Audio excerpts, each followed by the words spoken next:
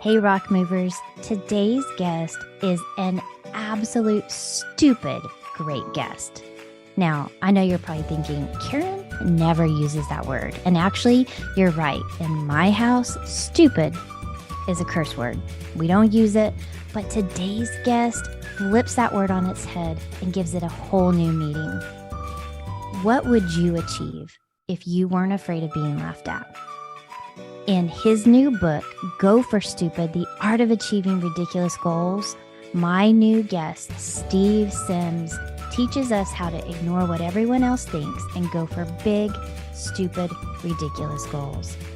He is known as the real-life Wizard of Oz by Forbes and Entrepreneur magazine, and he's a best-selling author of the book Bluefishing, The Art of Making Things Happen.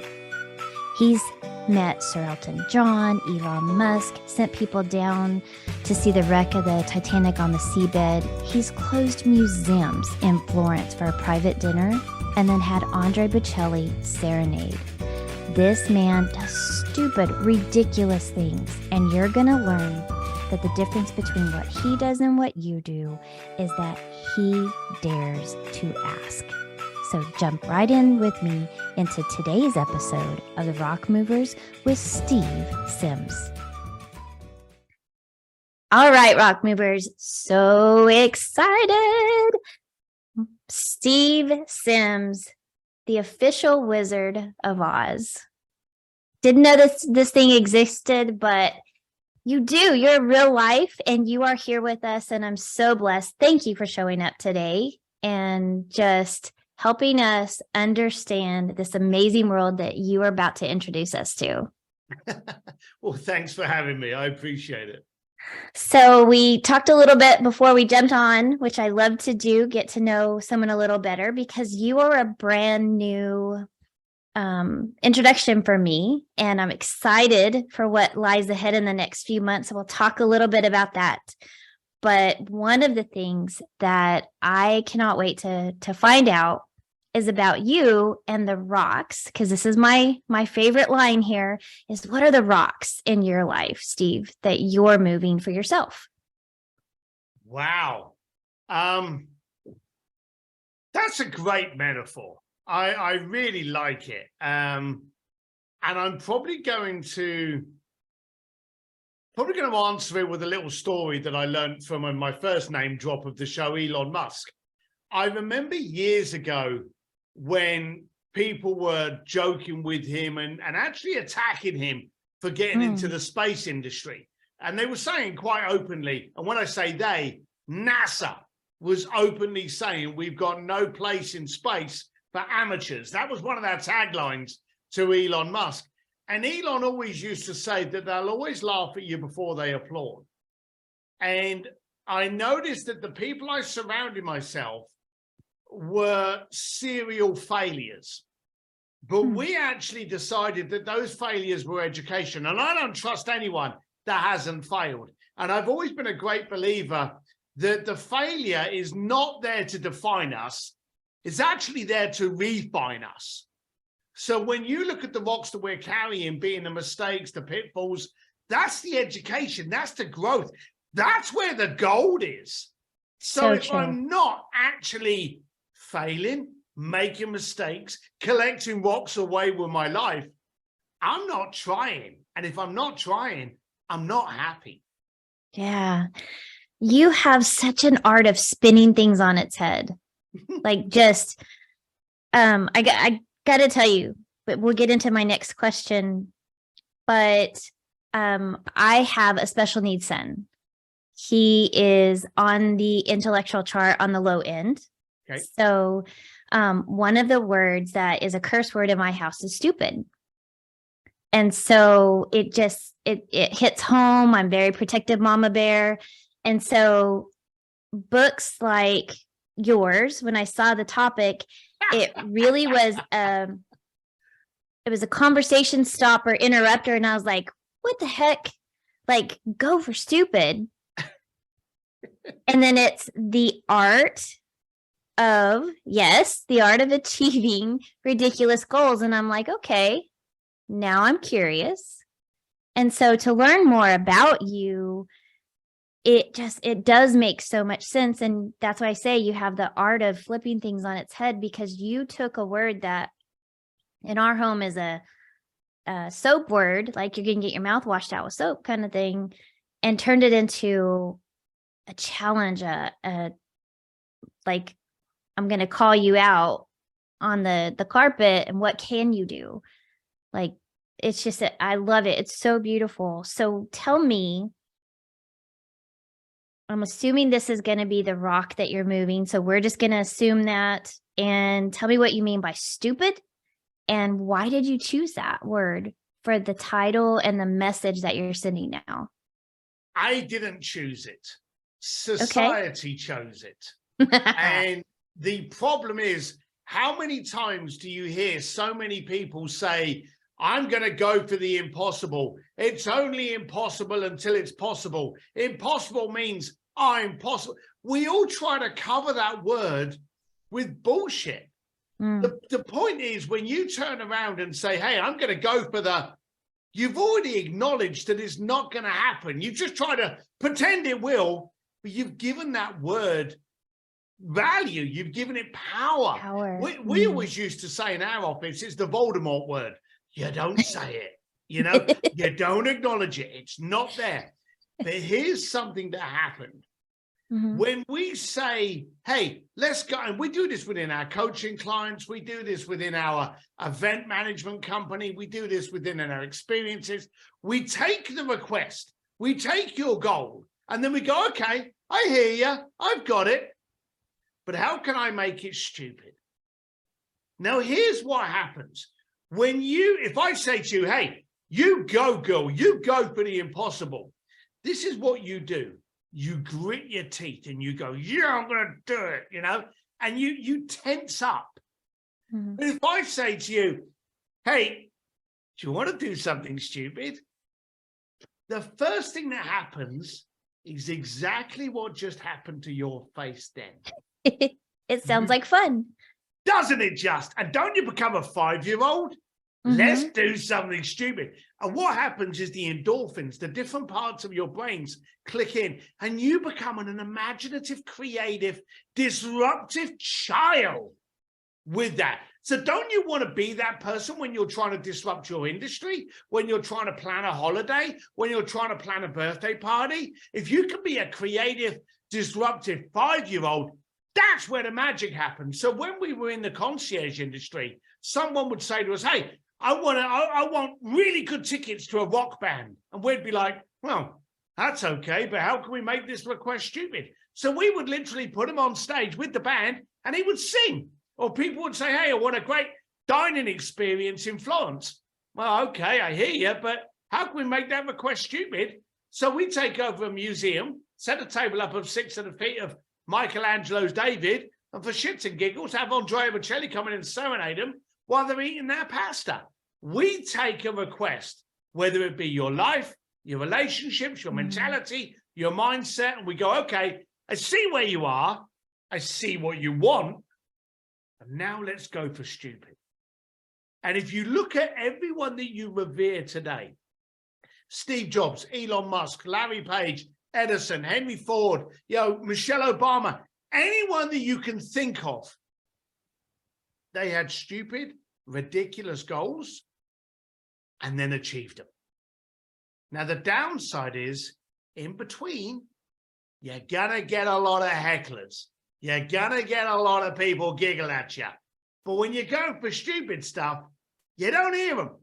You don't care. They don't come in your head, because very, very few 5-year-olds ever get put off by someone heckling them, because they're in that mode of stupidity and they're going for it. So that's where it came from. So when I got aggravated enough to write a second book, and this is my second book, I wrote a very, very successful book called Bluefishing, The Art of Making Things Happen. When this book was coming out, and I really wanted to focus people on how they should go for more, how they should position, and how they should achieve more, having it called, stupidity on there and go for stupid, it just made sense. The title was already there. I was just looking for a book to stick it on. I love that. And I love that both of the books have the common thread of the art of doing something, because that really is who you are and what you do in your industry. You're an artist of people. You're an artist of experiences. Yeah. And you're an artist of Yeah. emotions. I would actually say if I'm coining the word, now, who doesn't want to be called an artist? I don't know if I would. I like to call myself a student.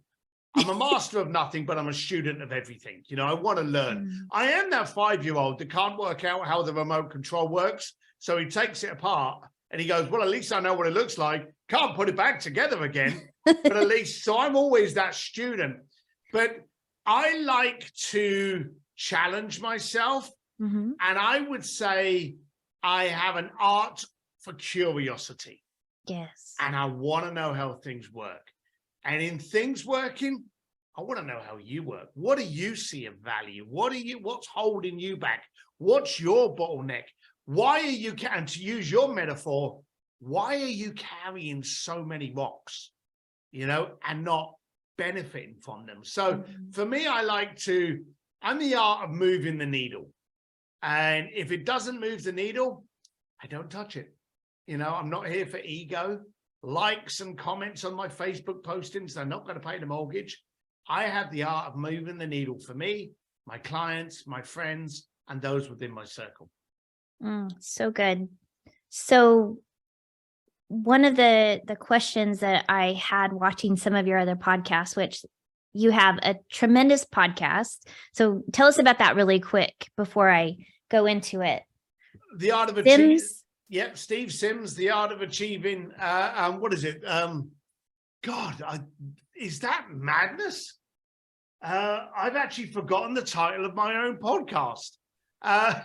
That's weird as hell. But if you look up Steve D. Sims, you'll find it up there. The Art of Making Things Happen. Oh, thank you. But can you believe I forgot the name of my own podcast? Yes, I can. I just had a blackout moment too, so we're good. Weird. But yeah, I started a podcast. It's got no sponsors. It's got no payment. It's got no adverts, because I just wanted to get my friends on a show and have a chit chat with them for 30 minutes. So I use it as a beautiful excuse for me to have interesting conversations with interesting people. And I've had literally rock stars, rocket scientists, billionaires, geniuses, prostitutes, priests, gang members. I just had the most notorious hitman to the mafia on there. And then the following week, I had the head of Virgin Records on there. So I'm always getting really strange, eclectic people on there to have hopefully disruptive conversations.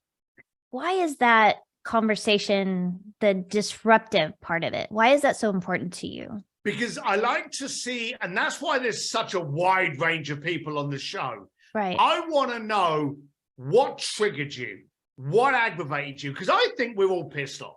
Everybody that's listening to this show is pissed off. And let me explain why.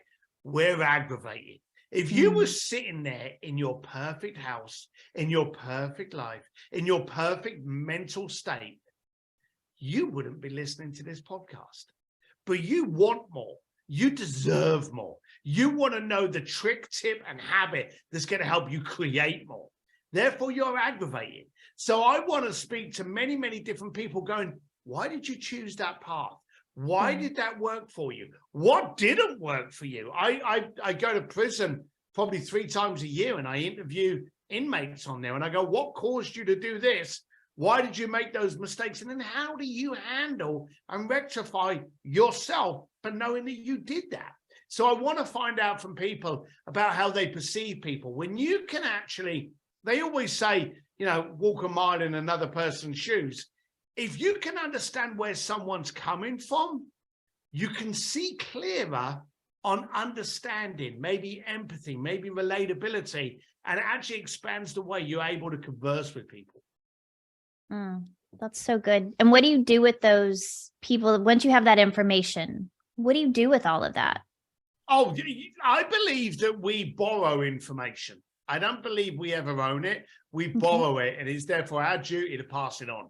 I think it's a baton that we need to pass on. If we're learning something over here, it's our duty to pass it on over there to help someone else. So when I'm dealing with an inmate in prison and he's looking at how to make his life more positive, and in a violent, horrible 6x4 cell, he can stay positive, then you don't have an excuse for bitching because your Facebook ads aren't working. So it's my duty to pass on how he stays motivated to help you. And I believe by going to different people in different sand pits, you get a different perspective, but you also get a cool uncle. Now, I'll explain that. You told me you had one child. Do you have other children? My husband and I have 5. So yes. You have 5 children. You know that the art of communicating with your children is challenging at best. At best. How many times have you tried teaching your children to do something and their stubbornness isn't letting it get in? And then all of a sudden they meet a friend of yours who says the exact same thing. And all of a sudden they're like, oh, that makes, and you're like, I've been trying to teach you that for a year, but because the cool uncle said it, you've listened. Okay. Yes. So I always try and find people that you never would possibly think of listening to, that it can now sink in. And so I try to find a whole bunch of cool aunties and uncles that are going to say things to you. I had a phenomenal conversation a while back.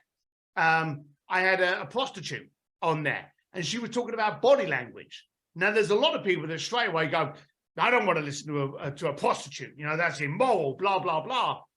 But what she was saying was so sharp that one of my listeners was one of the head of a very, very famous jewelry company that ended up retaining her to teach their sales associates body language and eye contact. Wow. You see, sometimes we go to conferences, and I'm sure you've been to conventions before, haven't you? Conventions and conferences. Yes, hundreds of them. Of course. But when you go to a conference full of your industry with speakers from your industry, you'll be regurgitating the same shit that's been going around for 20 years.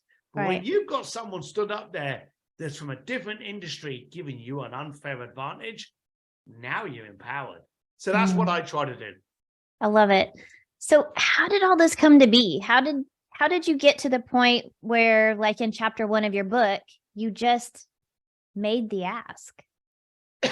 I was aggravated. I was a poor British biker, and all of my mates were poor British bikers. And this was in the 80s and 90s, so I didn't have Instagram to point out how inadequate my life was. But I had a feeling. See, that's the beautiful thing. We know when it's not right. We don't know what's right, but we know when it's not right, because something's fiddling around in our stomach and we get that little butterflies and we're like, something doesn't fit here. I deserve more. I could be more. I could be achieving more. I could be creating more impact.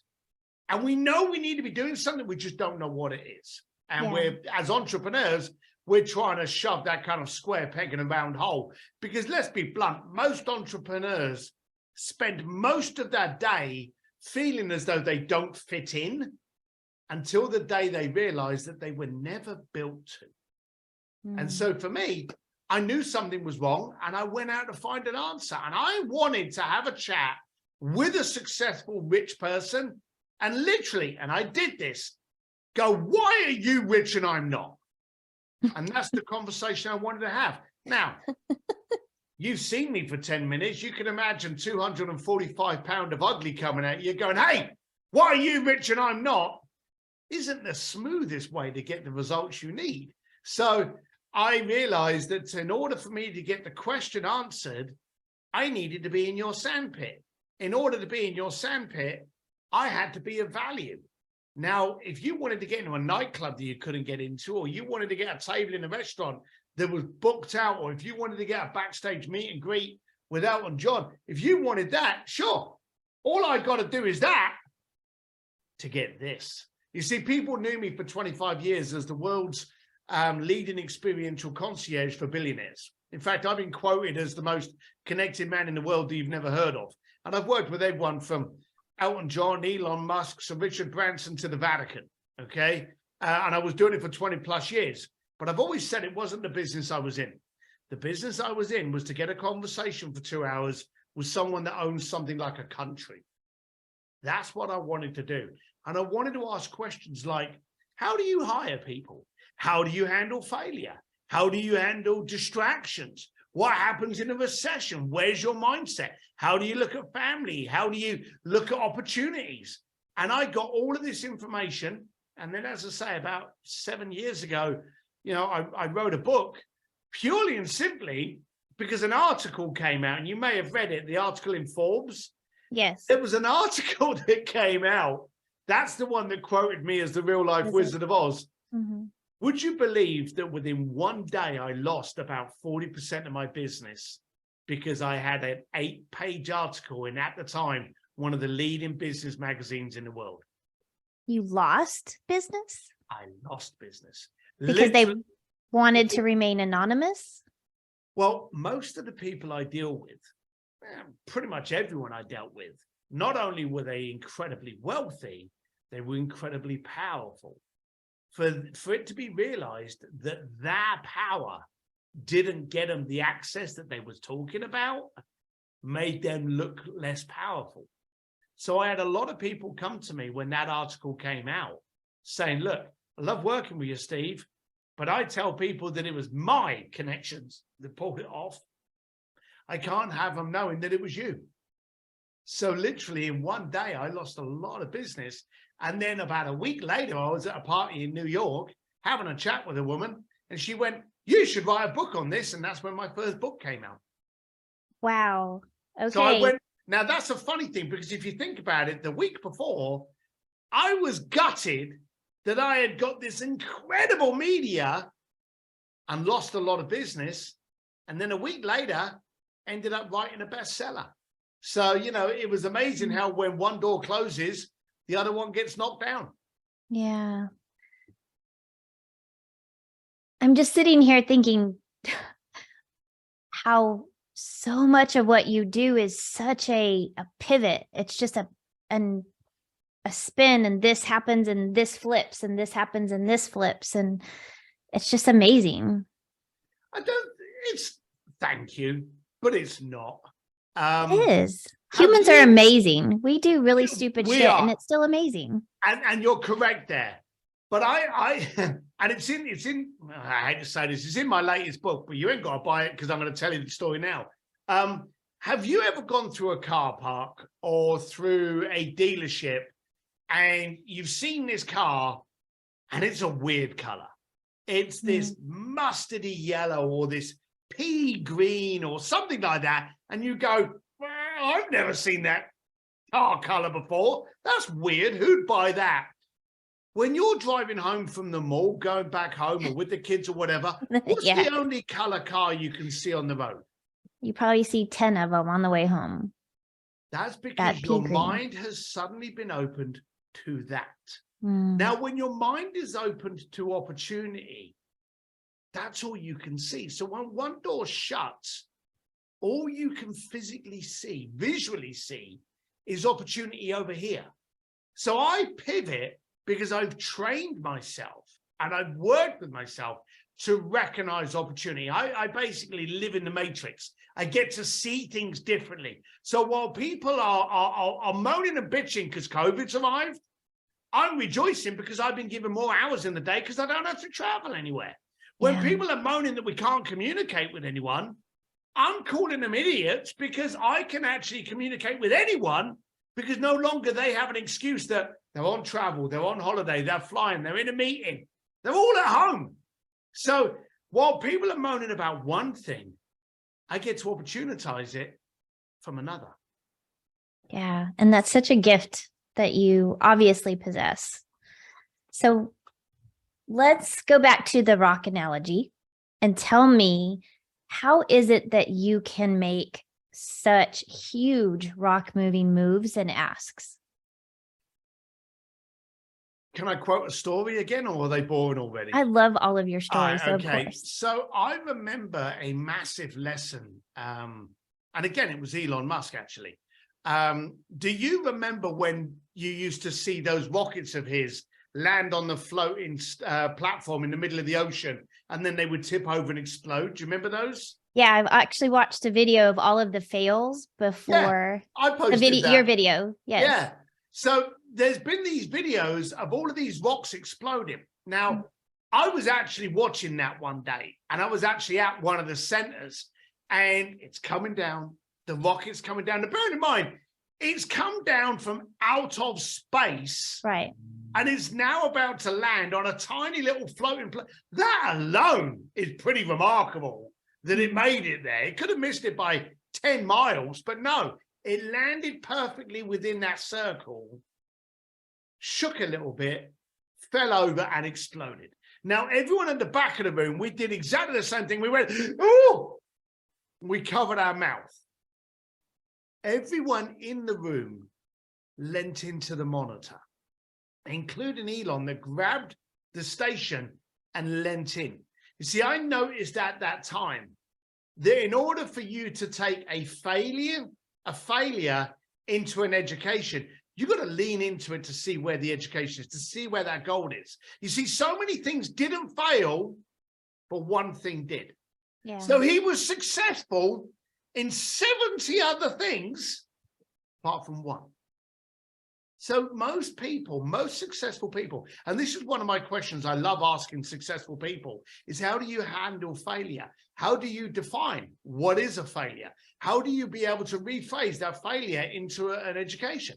And that's the thing I like to learn. If we know how to actually perceive something, we can read it, because our body and our head and our energy acts on the information as we receive it. If you think getting some strange food is a bad thing, your body and your aura and your energy will respond accordingly. If you think it's really fun and interesting to try funny food, you'll enter it into a sense of curiosity and enjoyment. The taste can be exactly the same, but how you receive information is how you respond to it. That's so good. And it's it's so true. And what we focus on is what we attract.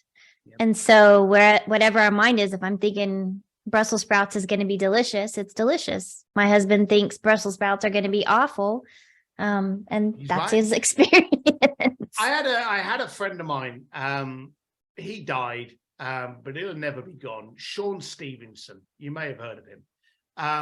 And the guy should have died years ago. You know, as a kid, he was busted up body-wise. He had every kind of disease you could think of. Poor lad, but he was one of the strongest giants you've ever heard of. And he always used to turn around and say, anytime anything happened, he would ask himself, was this done to me or was this done for me?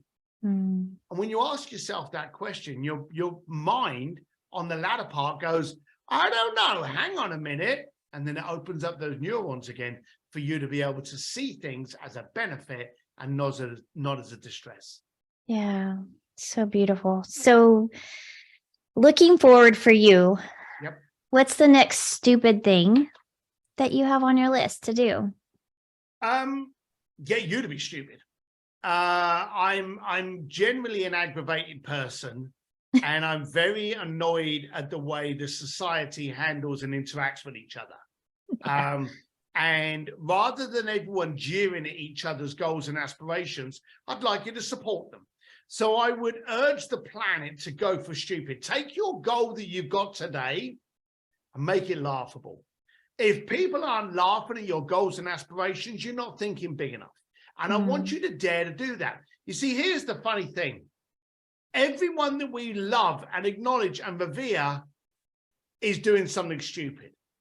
Yet the entire planet laughs and we react to it. I remember a friend of mine said, and I'm sure these statistics are wrong, but he used to say that 85% of the planet works for 15%. But that 85% are really noisy. So we want to ignore those that either can't afford us or will end up working for us, and focus on those people that actually challenge us to do more and be greater. And that's what I want you to do. I want you to look at me and go, well, hang on a minute. If this bricklayer from London can be working with the Vatican, I'm already out of excuses. That's what I want. Wow.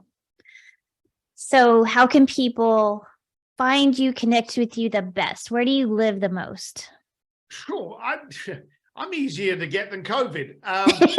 I'm Steve D. Sims everywhere. D for dashing and 1M in Sims. You know, the books, obviously, you know, stevedsims.com, goforstupid.com. You can find me at all of these places. I suppose I'm probably more on Instagram, but anywhere that you consume your media, Twitter, LinkedIn, wherever, Steve D. Sims, you'll find me there. I love it. And you are coming to the Dallas area in February. I am. Wait for this event. And I know it's kind of a secret thing, but what can you tell me about it? Nothing. But I'll tell you about all the other ones. Okay, perfect. We host a 2-day event that we say is the greatest mastermind that you know nothing about.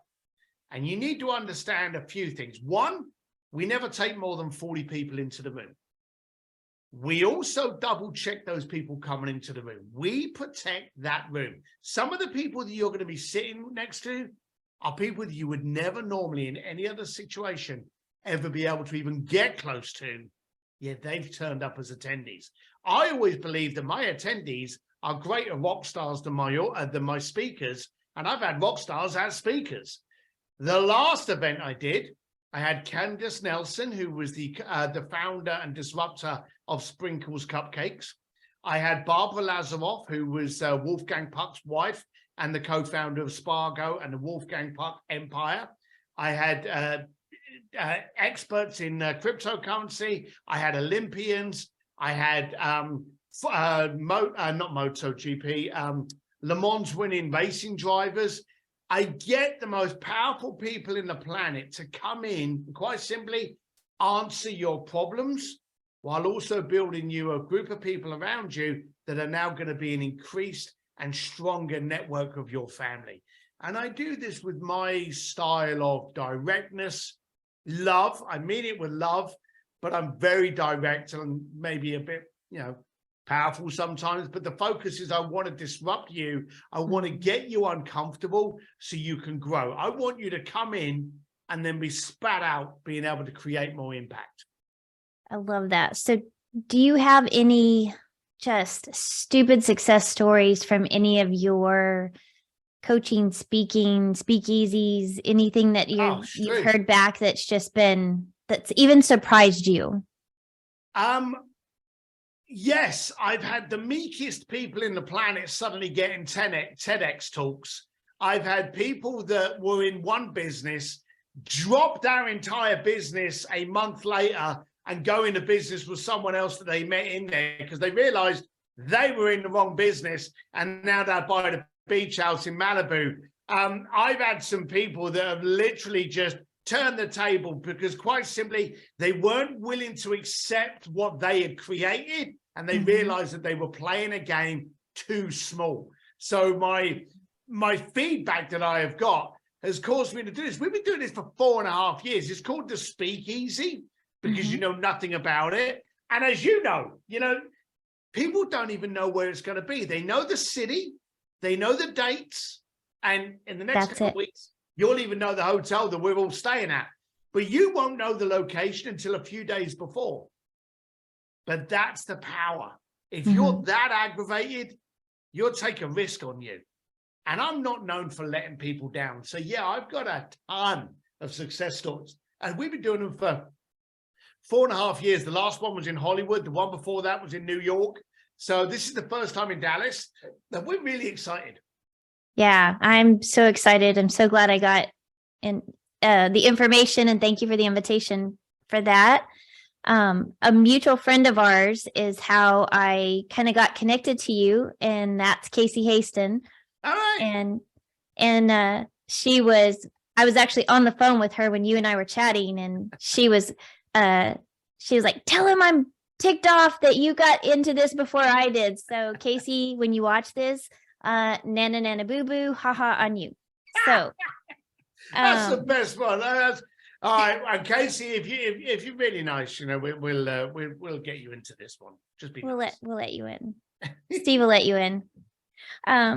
No, you've been on Casey's podcast before when she was getting started on the We Are VIP podcast. And she's the reason I got started with podcasting. And she's my absolute best friend and I love her to death. And so I say it with all the love in my heart that I finally got one over on her. So it's a nice feeling. No.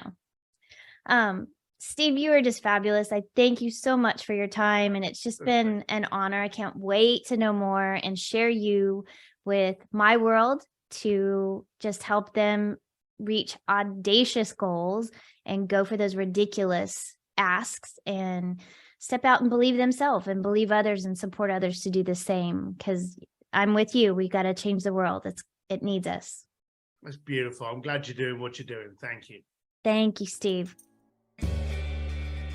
Oh my gosh, wasn't that an amazing episode? Steve Sims has absolutely turned my world on its head and changed how I see everything about the word stupid.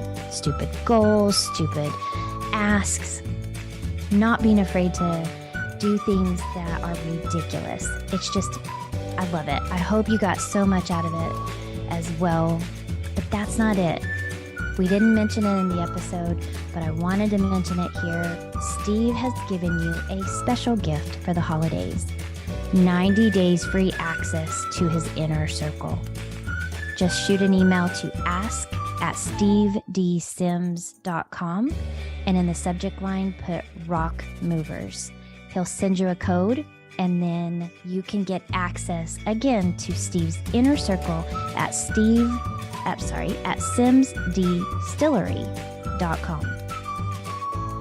Send an email to ask@SteveDSims, Rock Movers in the subject line, and get connected to this man. You will not regret it. Merry Christmas from me and Steve.